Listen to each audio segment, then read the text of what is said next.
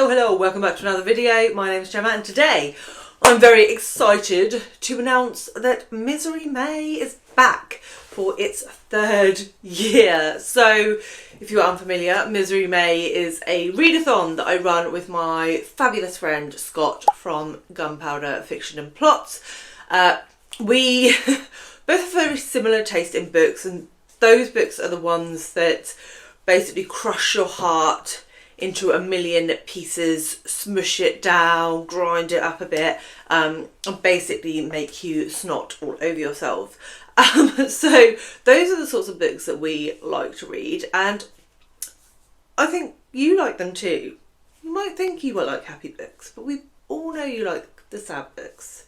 We love the sad books. So this year our theme for Misery May is a world of misery, because there is indeed a world of miserable literature to discover.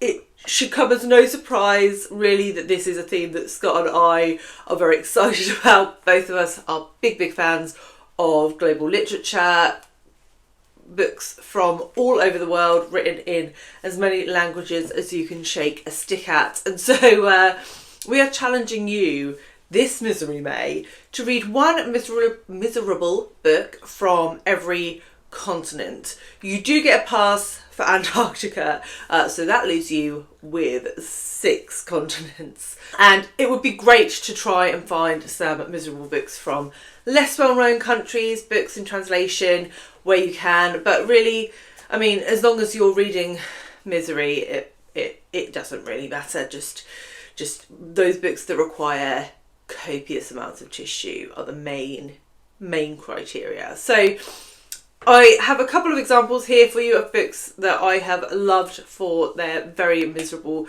themes from different continents. So I'll run through a few examples, but there will be a recommendation video coming out from both Scott and I later in April if you are looking for a little bit more inspiration. As always, we would love to know if you are taking part. If you are viewers, then we would love to hear your TBRs in the comments. And if you are creators, we would love to see videos either of what you're planning to read or other miserable books that you recommend to people. So just tag Scott and I in and we will watch those. So let's start with North America, shall we? I mean, I think obviously the US has a lot of books coming out of it, but Canadian books, Mexican books would be great. A couple of books that I would recommend for this would be Five Little Indians by Michelle Good, which is a Canadian book about the Indigenous experience that I highly recommend and is definitely heartbreaking on all levels. Another book I would recommend is The Bread the Devil Need by Lisa Allen Agostini, which is a book set in the Caribbean and has probably one of the most difficult scenes I've ever read in a book. So those are a couple of options for you from North America. South America, I would say I struggled with actually a little bit. So if anyone has any great recommendations for sad South American books, please send them my way. But the one that I would say would fit the bill and I would recommend is Crooked Plow by Itamar Vieira Jr., which is a book set in Brazil by a Brazilian author, and definitely had sort of Steinbeck come Marlon James vibes to it. So if you haven't read that book yet, I feel like it's really underhyped and I would love to see people picking it up for Misery May. Moving to my home continent of Europe, I don't think I can ramp up this book enough, but Ti Amo by Hanne Orstavil is absolutely a gut punch of a book. I did do a solo review, I will leave that below, but this book will definitely pull on all of your heartstrings, and Hanne Orstavil is an incredible writer. I would also recommend the recently longlisted International Booker book, Small Boats by Vincent Delecroix. That book investigates or interrogates immigration from France to the UK as a small boat, a dinghy, goes down in the English Channel, and the 27 immigrants on board are effectively left to drown. So yeah, that one's hard hitting and would definitely fit the bill. Moving down to Africa, one of my absolute favourite books from last year was Blessings by Chukwuebuka Ibeh, following the life of a young boy who is growing up gay in Nigeria. And he has a pretty rough trot of it, but it's a fantastic coming of age novel, and it explores lots of fantastic themes, and I could not put that book down. One of my favourite authors of Africa would have to be Akwaeke and Emezi, and their most recent book, Little Rot, is miserable and dark and very difficult to read.